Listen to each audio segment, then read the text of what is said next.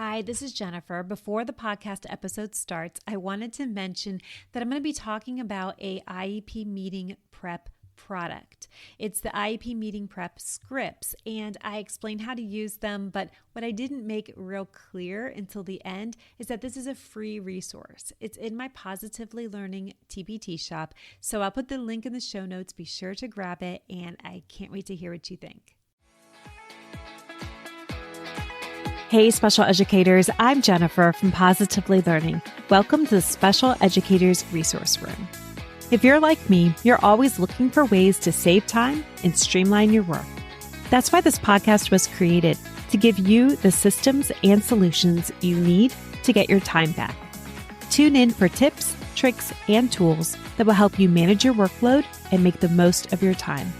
Whether you're brand new or experienced, all are welcome in the Special Educators Resource Room. Hey, special educators, this is Jennifer from Positively Learning. Thanks for tuning in. I love this topic because I didn't choose it. You did.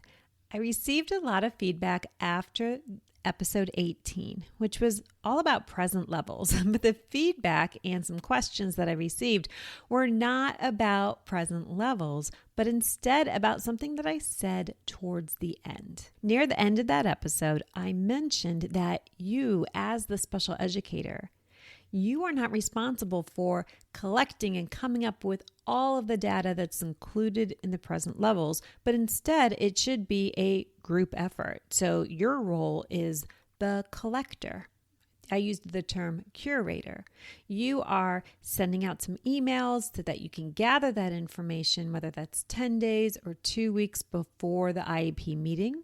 And these emails can go out to the gen ed teachers, to families, reminding them of the meeting and asking for input, making sure, we cover what they want to cover.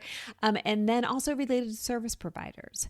And I said in that podcast, I just had these in draft so that when the meeting was coming up, I could just send out those emails. I even had the gen ed meeting report always ready to go so I could just attach it to the email. Done. I didn't have to think about it. And that's the part I got the most feedback and questions about. All right, so let's talk about it. I have a list of different cheat sheets that can save you time. Many come from my own resources that I used, but then some were also requests. So starting off with scheduling an IEP meeting. Now, do not hate me. This was a request, and it was because I didn't have to do it myself. I may have scheduled some meetings in the past, but for the most part, that wasn't part of my responsibility, which was amazing. And I never took it for granted. We had a huge school, and I think that it was easier to have one person doing the scheduling and instead of trying to have too many cooks in the kitchen. But if that is you, I have a cheat sheet. It's a script if you were making verbal contact, like a phone call.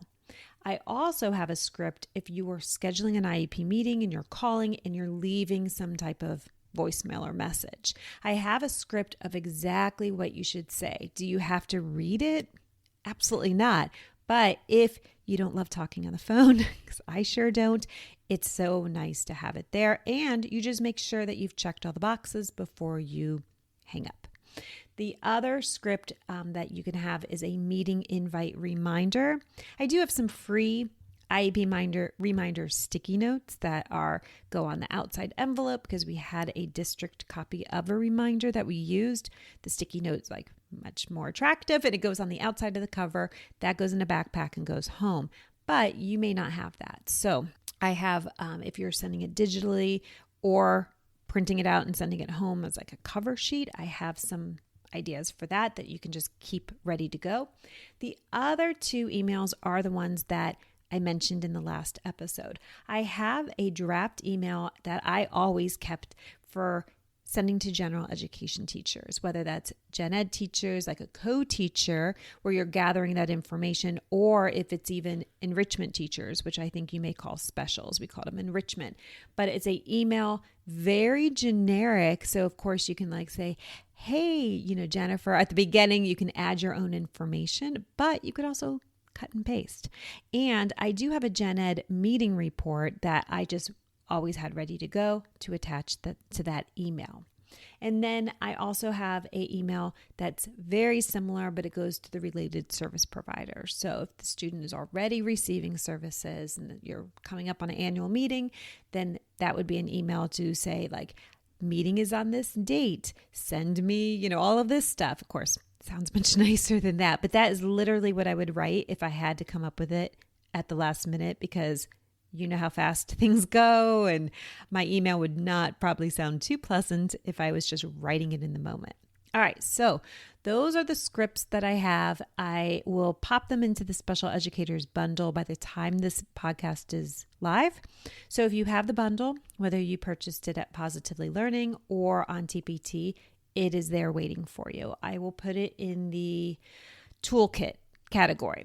All right, so that is in there. But as you're listening to this, if you're thinking, there's a correspondence, whether written or talking points, that you continue to do each and every week or quarter or whenever, and you are interested, let me know, and I would be happy to add that.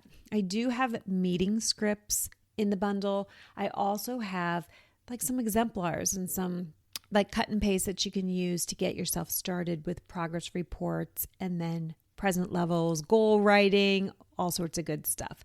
Now, I want to talk about the whole idea, though, of using cheat sheets or hacks. You can't see me as you're listening to this, but I am right now stepping firmly on top of my soapbox. So in my own experience as a special educator, somehow along the way, I thought of time-saving hacks and templates and shortcuts had some type of negative connotation. And this was before AI. Somehow I thought that was admitting that I couldn't stay on top of this volume of paperwork and the phone calls and the communication. Oh, and hopefully teaching too. I thought it was somehow admitting that I was drowning. And of course, now I can look back and reflect and just realize how silly that is. It is perfectly okay to use these types of templates. It's working smarter, not harder. It's getting the job done. So I'm really hoping that you've never felt that way. But if you have, please erase that. I am here to tell you I'm on the other side of this. As an instructional coach, I'm always looking for opportunities to make special educators' lives easier. And if I can find a way to save time, I'm absolutely going to share that with you and encourage you to take action. So that's what these scripts are all about. These special education scripts, I'm going to put the free download link here for you, are designed to save you time. You can use them exactly as is. You can cut and paste, and they are editable, so you can also make them your own. Maybe you're going to take a couple of my examples and combine them to create one that sounds just like your voice. That sounds like a smart idea to me. Also, be sure to look in the show notes and grab the free IEP Meeting Reminder Notes. In the last episode, episode 20, I talked about packing up your room and all of the things I want to do before I leave for summer break. One of those tips was to make copies, because the copy machine's usually not busy the last week of school. Everybody's over it, but it is busy when you return back to school after break. So what I always did was save myself that future time and made copies before I left for the school year. I didn't take anything home with me. I made those copies and I packed them right up. So IEP Meeting Reminder Notes, run them off in the copier, have them ready to go. That's one less thing you have to think about. I'm always looking for ways to save you time. I'm going to go ahead and end this episode here. I know it was a quick one, but you still have some work to do. You need to click on over and download the free resources. I will put the links in the show notes. You can find the IEP Meeting Prep scripts. That's a freebie. That is in my Positively Learning TPT store.